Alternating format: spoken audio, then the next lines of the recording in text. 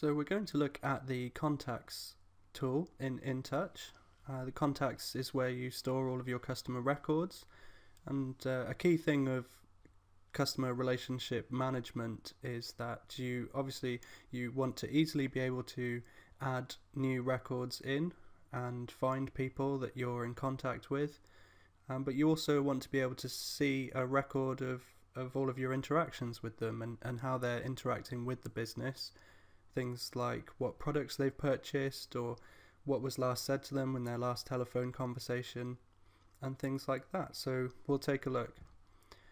All of your tools are available here in the left hand menu. So if we dive straight into contacts, this is going to give us the main list of all of the contacts that we currently hold. So we can see a few details here like their name, email, phone for quick access, and also down here a rating. So this is the lead scoring system. It basically just counts how many times that they've opened an email or clicked on a link in an email, and scores them accordingly, so that you can easily see at a glance who's interacting with your business a lot and who might be a potential good lead. So if we wanted to see some more details on a customer, we can just click on their name here, and this takes us to the main contact record page. So on here we've got space for addresses, social links like Facebook and LinkedIn, their communication preferences, so that they've opted into email, telephone calls and things like that. And underneath we've got more options like a contact history. So this is everything that's been sent by the system on what date and what time, and things like any leads that have been created or text messages that have been sent. You can add contact histories to it. So if you did an ad hoc call, you could come up to options up here and choose add contact history note, and just start typing in the details. Add a date and a time, and choose a type of contact history. You've got options for details here as well, and if you just hit save, it'll appear in the contact history tab. If you wanted to add an individual to a group, you can do so from their groups tab here, and it's just a case of choosing a group from the drop down menu, clicking add to group, and then they've been added to that group. So groups are a way of segmenting all of your contacts. You can access all of them and define what groups you have on the groups tab up here. On the right we have custom fields. So these are your fields which don't fit into the standard fields like postal address, and we can add a new one here or edit the existing options that we have here. So for instance, if I wanted to change this contact sector, hit save, and that's been updated. If you wanted to add a new contact on manually, you can do that from the contact screen. If we click the blue add a contact button here, and then start putting in some details. You've got the basic first, last name and email address here, but if you wanted to add further details, click more options and that'll display all of the contact details underneath.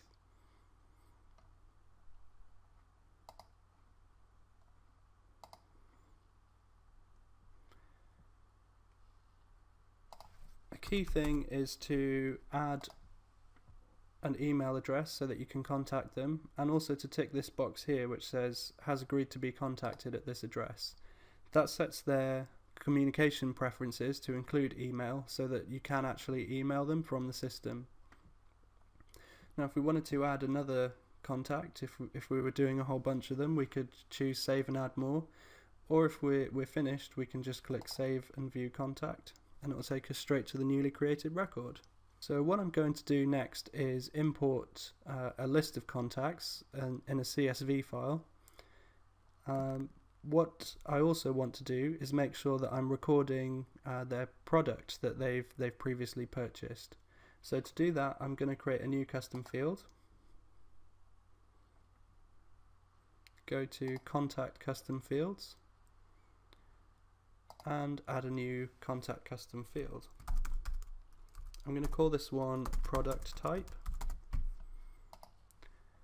and choose a text.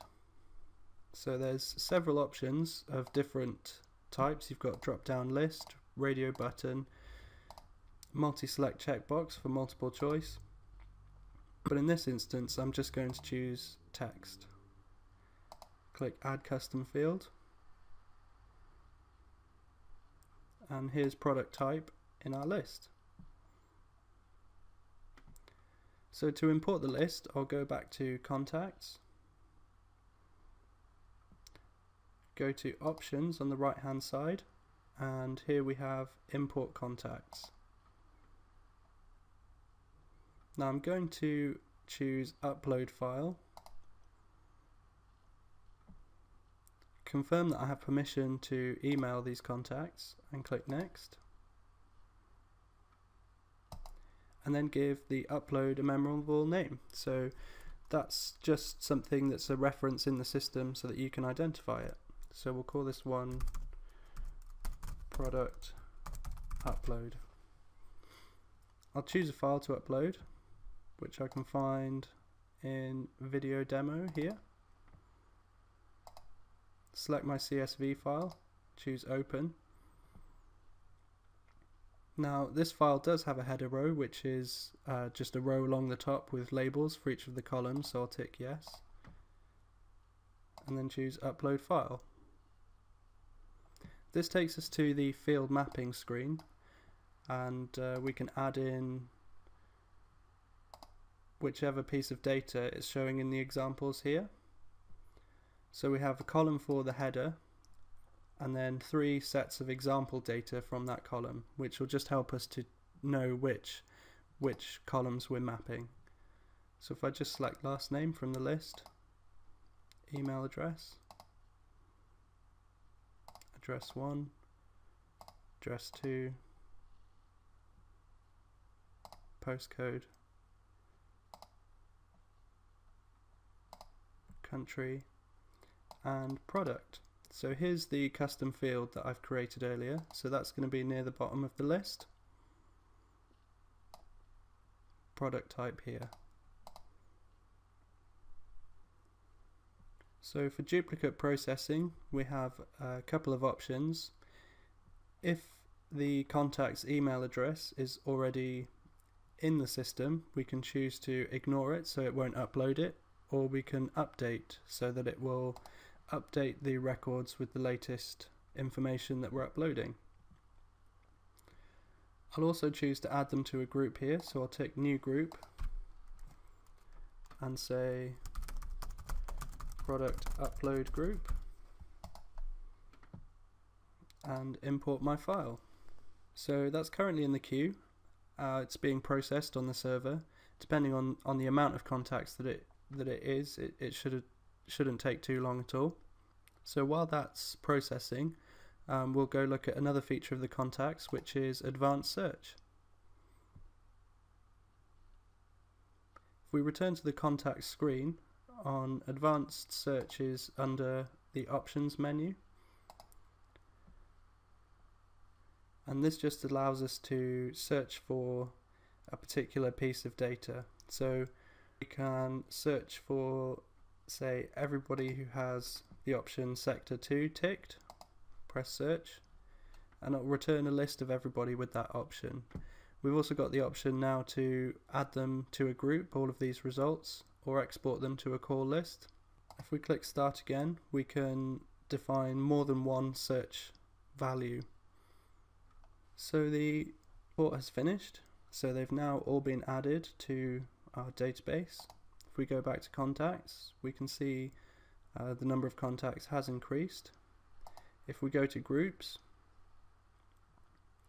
we can see that the group has been created and they've all been added.